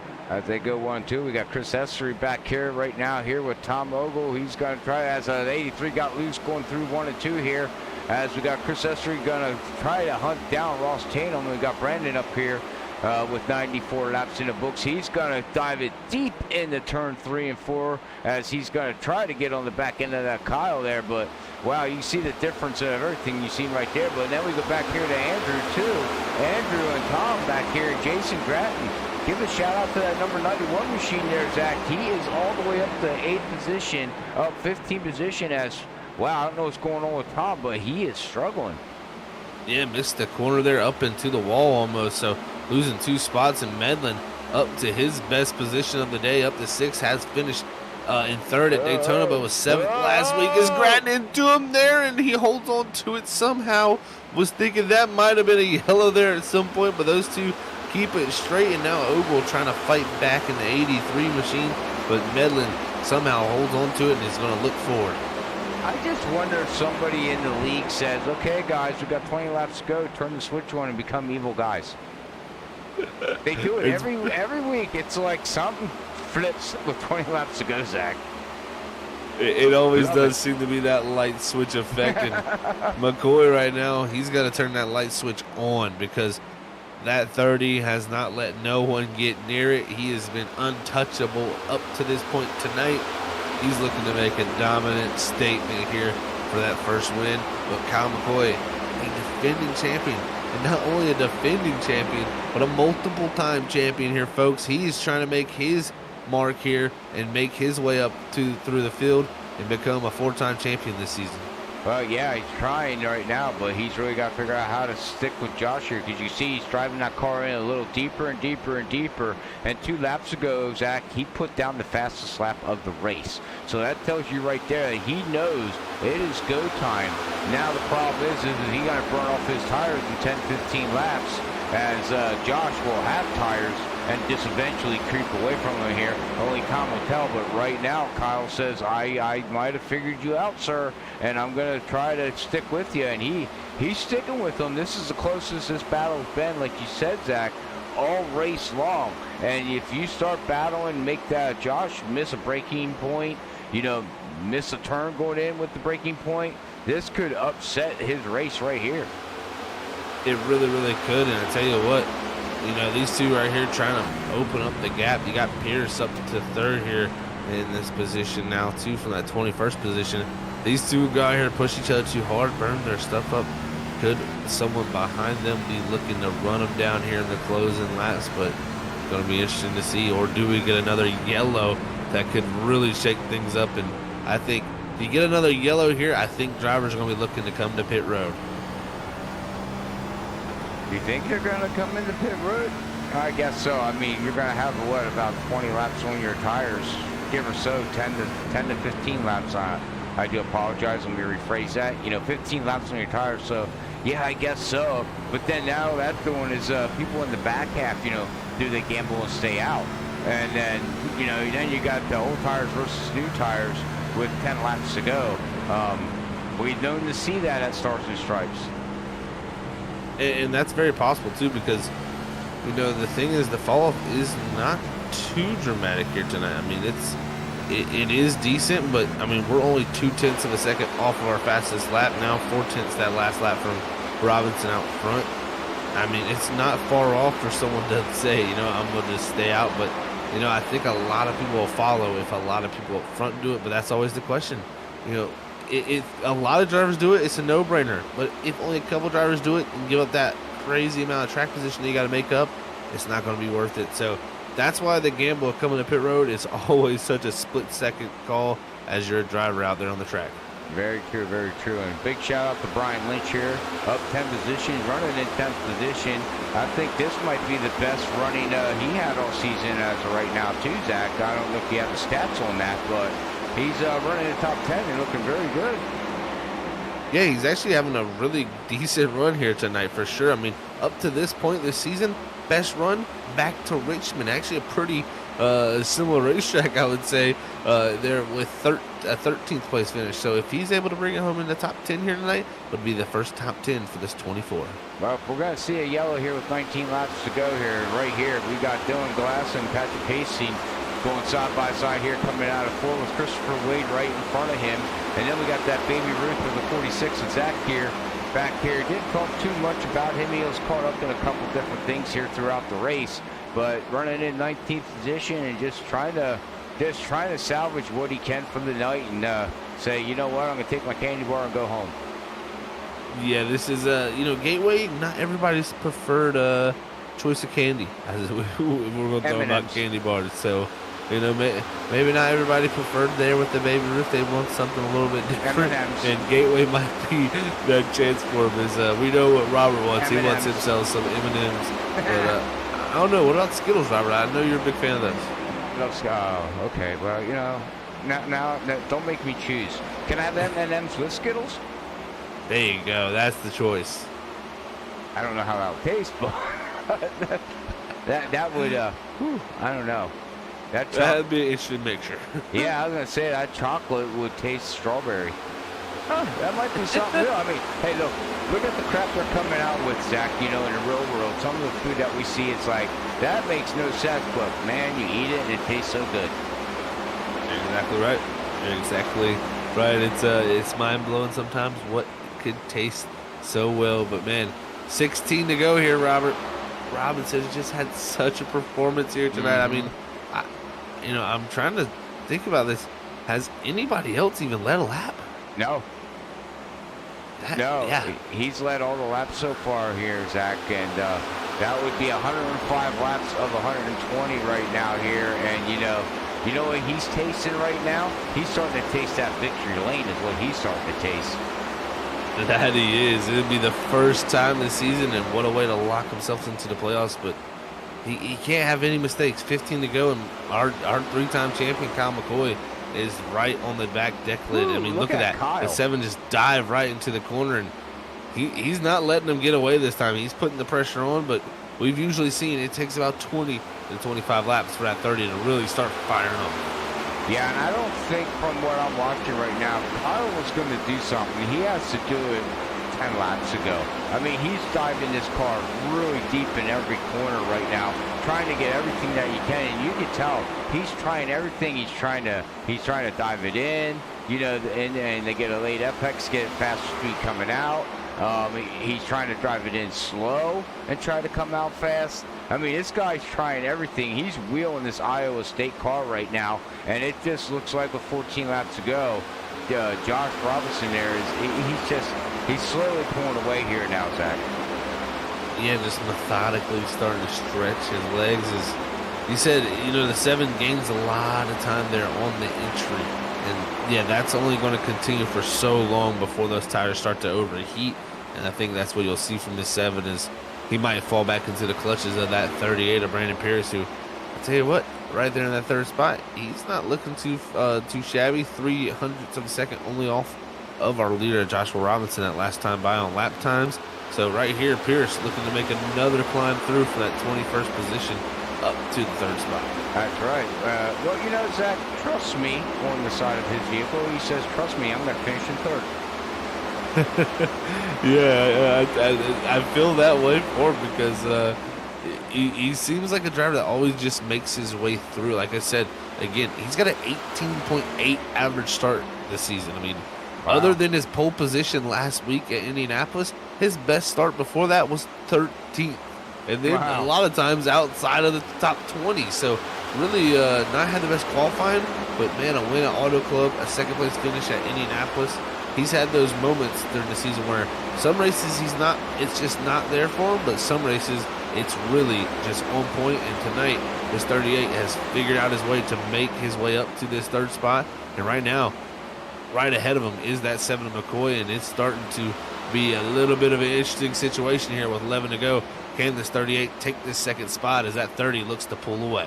Yeah, I think the 30 there of Robertson, I think he's going to pull away. You can see he's up to 8/10 now over Kyle McCoy right now. So that gap's only going to start growing a little bit more. But right now, like you said, we got Brandon here up 18th position, and now he is all over Kyle. And I think Kyle used up his tires. Like you said, we got 10 laps to go here, Zach, and I think his tires are done. Yeah, I think he's in that boat, Robert, for sure. And Pierce is going to have to try to set him up with 10 to go. But, you know, Pierce making 18 positions up. Medlin only 2 spots back now up to 5th. He's made 20 spots up, so he's doing great. But look at this, the battle for 2nd heats up as McCoy makes a mistake. Pierce now looking to take the spot here, up 19 spots. He's looking as Kyle's going to battle him back right now on the outside, and it looks like Brandon's finally going to get by him as poor Kyle there right now. He tried everything possible that he can as he's going to give him a little love tap to go down into turn 3 and 4 here, and he's going to love tap him all the way into the turn. And he did the bump. He's trying to bump and run at Richmond. Yeah, definitely a little bit of an interesting scenario. Somehow Pierce holds on to that, but now the 7 in trouble is Tatum. He's going to be looking to take the 3rd spot from him possibly here with 8 laps to go. So it's heating up there, and then the battle for 5th is heating up as Medlin is holding off that spot there with the 10 of Essery behind and the 83 of Ogle. These drivers all stacked up as Medlin's trying to get away. Yeah, Medlin's trying to pull away, up 20 positions here right now, running in the 5th position. So big movers of the race right now is going to go to actually, you know, Andrew here. But like you said, you got Brandon here. You could have 2 guys up 20 positions at the end of the race. If Brandon Pierce can get around Josh, who'll be up 20 and 20. Ain't that something to say here? You got 2 drivers gaining 20 positions in a race act. That is impressive to see. And at a track like Gateway, even more impressive. So great run here from Medlin going on so far with 7 laps to go here. These drivers are looking to make it to the end of the Gateway 150. Brandon Pierce now at the 2nd from that 21st position. Just excellent climbs from those 2 drivers. As I think Kyle McCoy, he's going to have a little pressure. As right now, him and Tatum battling for that 3rd spot. It's actually going to be Tatum getting a little bit loose there, coming off a 4 and having to get back out of the gas. As now he's going to have to reset here with 6 to go to try to run that number 7 back down. Yeah, you can tell these guys are starting to drive the cars very hard with 6 laps to go here, Zach, as we got Kyle McCoy trying to get away from Ross Tatum. We got Josh up here with going to be 5 laps to go here. Now Micro Center car here in that 30, looking for his first win of the season here at Stars and Stripes, and it's might come here from Gateway with 5 laps to go, ladies and gentlemen.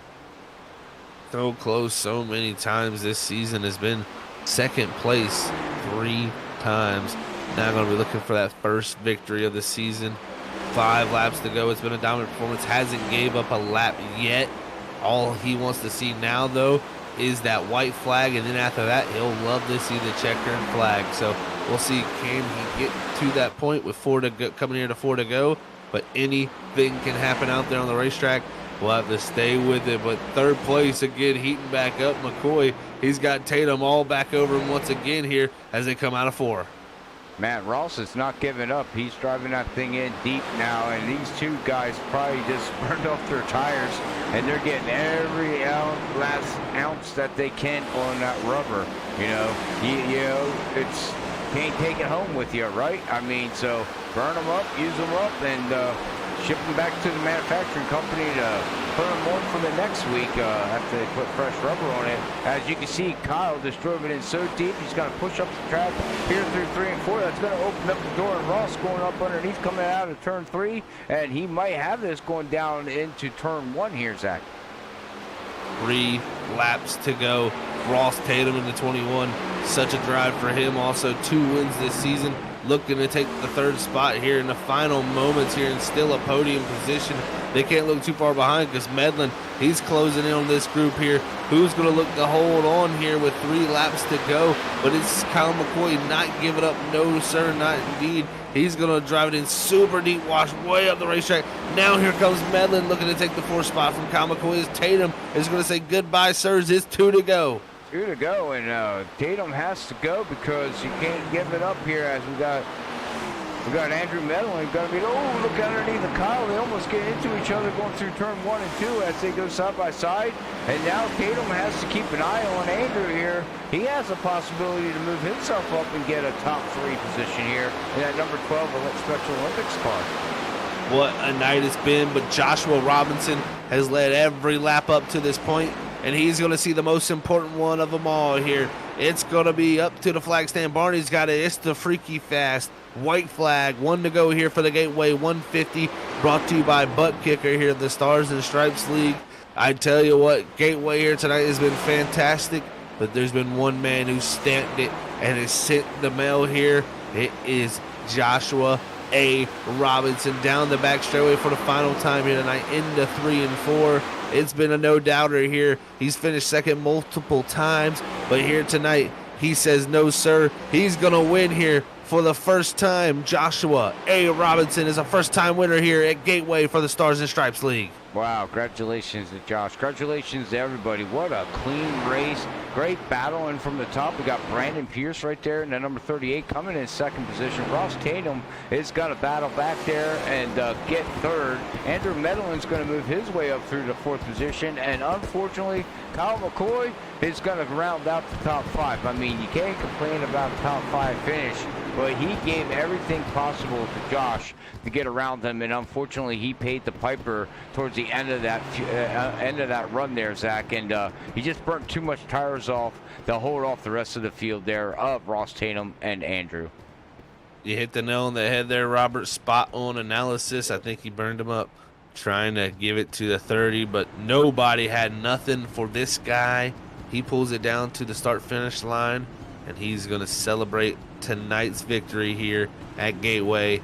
I tell you what, folks, we're going to have our post-race interviews here in the next few moments. We're going to have Joshua Robinson, Brandon Pierce, Ross Tatum. Also, we're going to talk to Andrew Mellon also, as he was our biggest mover tonight. So we'll have our top 4 up here in the booth. We'll be right back here to talk to those folks. All right.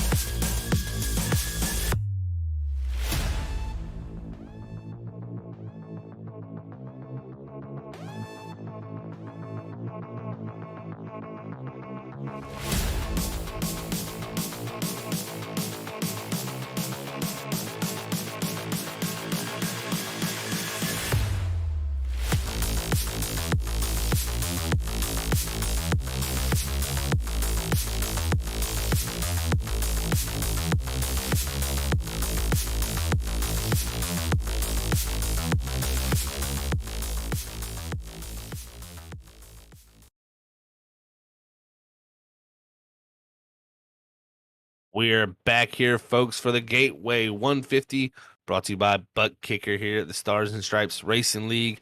Tonight, we've had a wild, wild race, but we're going to bring up our biggest mover of the night. That is that number 12 machine. That is Andrew Medlin. What a drive it was for him here. So we're going to have him up on cam also. Hey, Andrew, it's Zach up here in the booth, man. You had the biggest mover here tonight. You got a copy.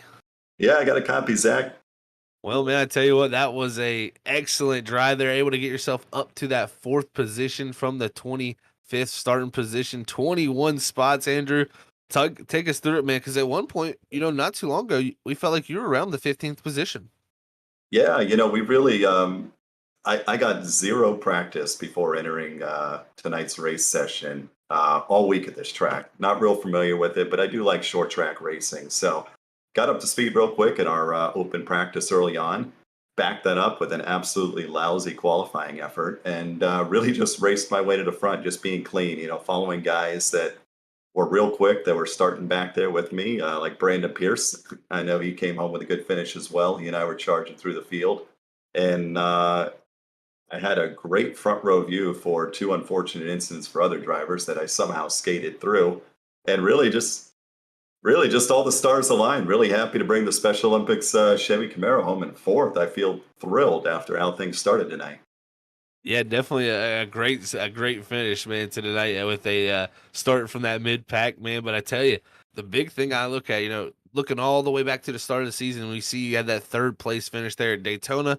Last week, though, had the 7th place finish at Indianapolis. Kind of in between there, it was kind of a tough struggle, I feel like, for you learning this car. But do you feel like now with a 7th place finish and a 4th place finish back to back, your best finishes since that start of the season, how does that feel momentum wise? Does. Confidence is real high, Zach. You guys at Freaky Fast are well aware. I didn't make it any secret. I had zero experience in this car heading into the start of the season and learning new things about it every week. And I feel a lot more comfortable in the seat of this thing. So, yeah, confidence is building. I feel really good. I just want to throw in there. I think I got voted most improved tonight as far as the number of spots I moved up through the field. You might be able to verify that for me, but it reminds me of my childhood sports days when I was lousy in a sport and was just mediocre by the end of the season. I always won that most improved award. So I'm happy at the end of the day. It's all about the end result. I'll gladly take a 4th place finish, one of my better runs all season. I mean, this is some stiff competition in this league. So just absolutely thrilled. No doubt, man. It was definitely some stiff competition, and yeah, can confirm you were the biggest mover tonight and the most improved out there. So definitely did a great job, up 21 spots. But before we let you get out of here, Andrew, and get ready for next week in Nashville, anybody want to send a shout out to, man? Oh, it's been a while since I've done some shout outs, but I always have a handful of those. First and foremost, got to give a shout out to my beautiful wife, Sarah. My father, Bruce, is always watching these races. My brother, Aaron, Vernon, the guys at Wolfpack Racing, Brian, Trey, Pat. We put together a pretty decent team finish tonight. The admins, and I can't forget Chris Essery's grandmother, Rita Evans, diehard fan. I know she's watching all these races, and I hope I'm still your second favorite driver. But had a lot of fun, and really just appreciate everything this league does and the awesome broadcast you guys put on at Freaky Fast every week. Well, we appreciate the kind words, Andrew, man. It's a pleasure to call y'all's action. It's definitely some of the best out there, man. So congrats on being the biggest mover here tonight in that 4th place finish. We'll catch you next week in Nashville. Take care, guys. See you then. All right, everybody. That was your biggest mover here tonight. Andrew Medlin in that 4th spot, 21 spots up from where he started. What a drive it was. But 3rd place here tonight, it's the 21 of Ross Tatum, who was 1 position better there. Ross has had a great season, 2 wins up to this point, had 2 in a row at one point. Let's hear from Tatum as he comes out of here with a top 3 finish. Hey, Ross, it's Zach up here in the booth, man. You got a copy. Hey, what's up, guys? Well, I'll tell you what, Ross, man, definitely a great bounce back here tonight to get to that 3rd position. Started in that 9th position, man, and it just seemed like a slow, methodical work up through the field. Kind of take us through it because, we've seen all night. It seemed like your pace on the longer runs was one of the best in the field. Yeah, I had a good drive up through there. It took like 84 laps just to get up to the top 3. qualifying's everything here, and these cars were so tight tonight. It was really hard to make it work. Gateway's obviously basically a one-lane track, so it was pretty hard to make some passes. Saved my tires, but it didn't seem to matter too much. Josh was obviously the class of the field tonight, but somehow, some way, I got to figure out how to make qualifying runs in these cars because I've basically started 9th to 17th basically every week. So I'm gonna have to work on that. But overall, it was a good night. It's good to have a good clean night and finish third. Definitely, for sure, man. I tell you, you worked your way up there very methodically, and it definitely made a point here to get third tonight. But you won at Bristol 2 weeks ago at that concrete racetrack. We head to another concrete racetrack there at Nashville. Very, very different racetracks there than Nashville Super Speedway, but still the same surface type. How you feel about heading into the Music City race? I'm not sure really. I haven't ran a whole lot of laps at Nashville. Definitely got to do a little bit of practice this week to get used to it. I know Nashville is normally kind of tight. So I hope these cars have some turn in them, but if not, it could be a long week for me. But we'll see how it goes. I think I have a good chance anywhere, but I don't know. I don't have a lot of experience there. Well, we'll see how you all play out there next week, Ross. Before we let you get out of here, man, for your third place finish, anybody want to send a shout to?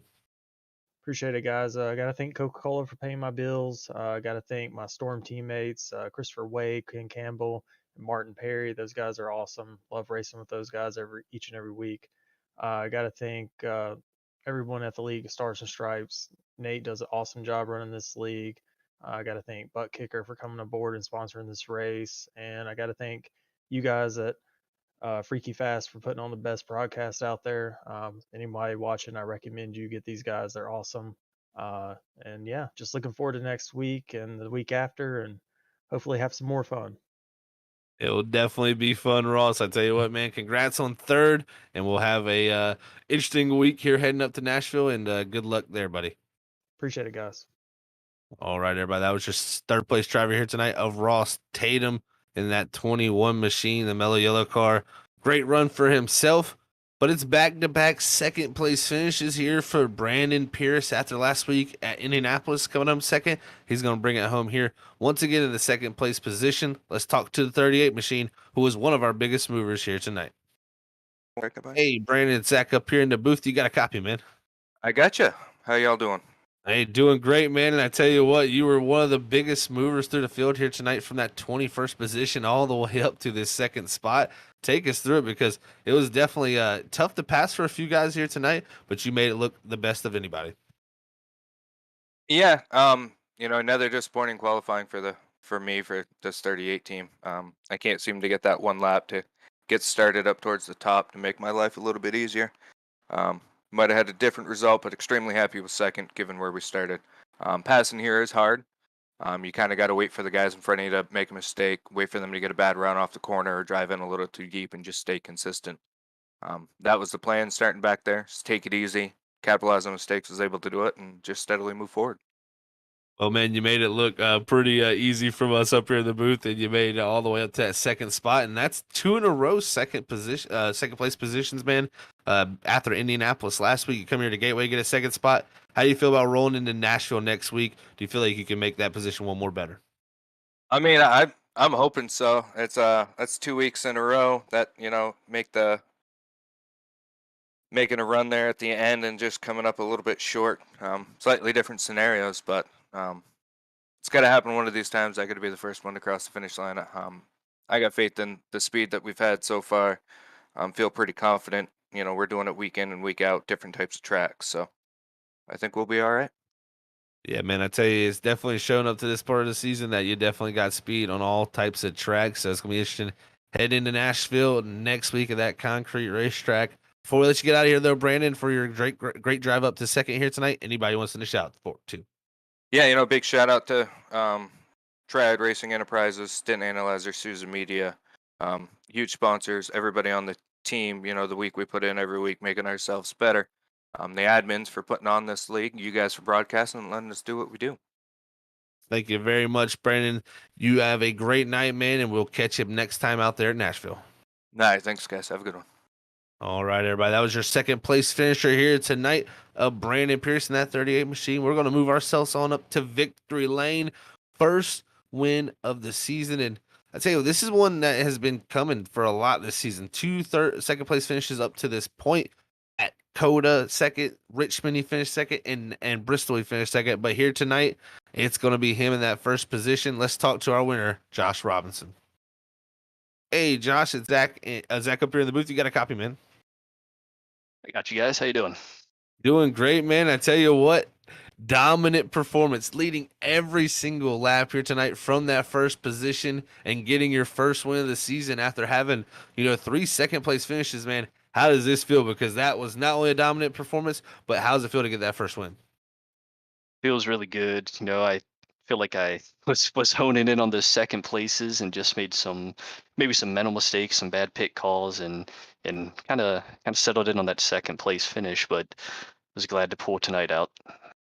Yeah, man, I tell you, it was impressive to watch you tonight. Your long run pace was just immaculate. We were up here in the booth saying, man, he's 3 to 4 tenths faster than anybody on the racetrack. What clicked for you tonight here at Gateway? Ran a couple races here before, and just in long run speed is really where that's what I like to do. I like to have those long green flag runs. So having that clean air, having the long runs, that it just kind of worked out perfectly for me.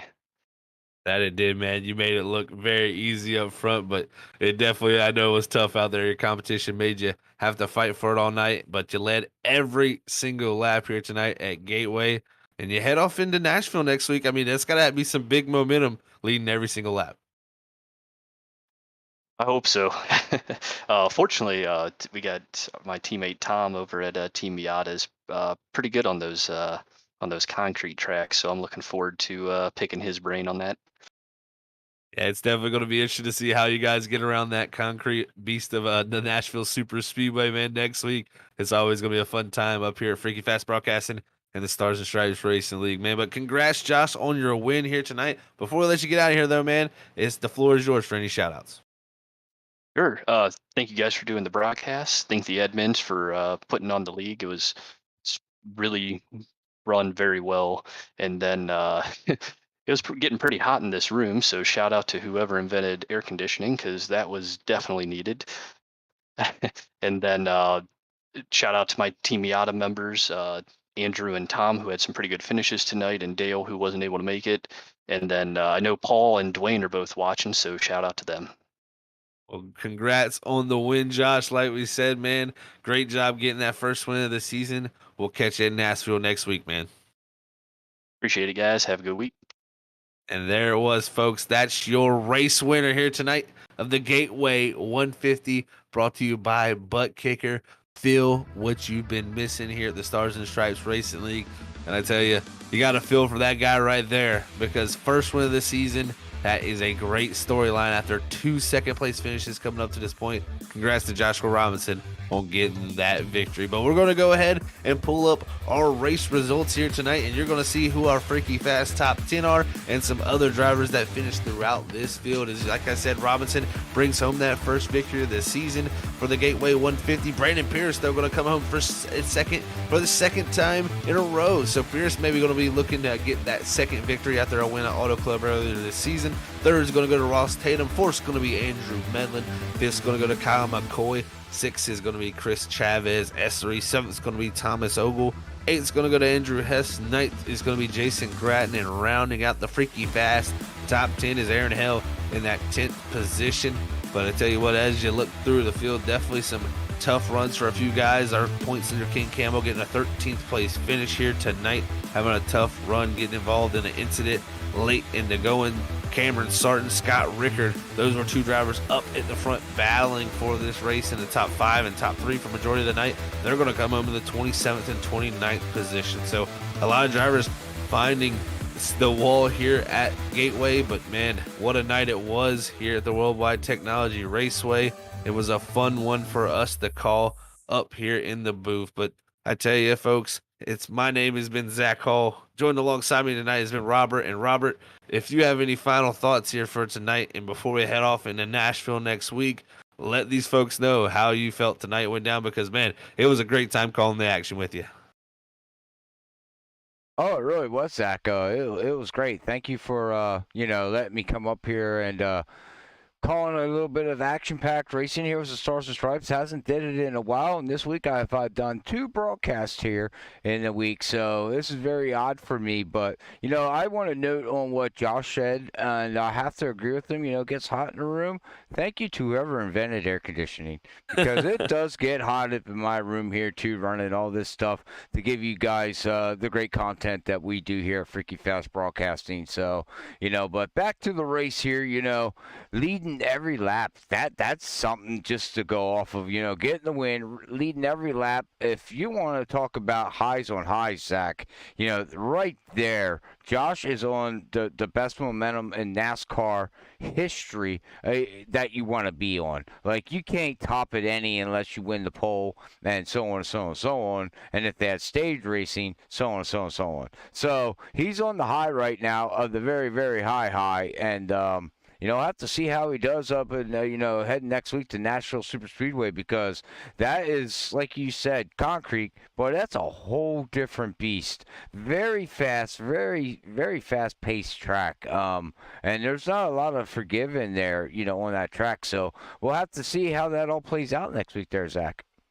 It's going to be a fun time, Robert, and we should have Sam Dyer back up in the booth so Robert can go back to his production room right here and not have to be pushed out of his comfort zone there for 2 times this week. So I got to give him credit. Thank you, Robert, for doing a great job this week, man.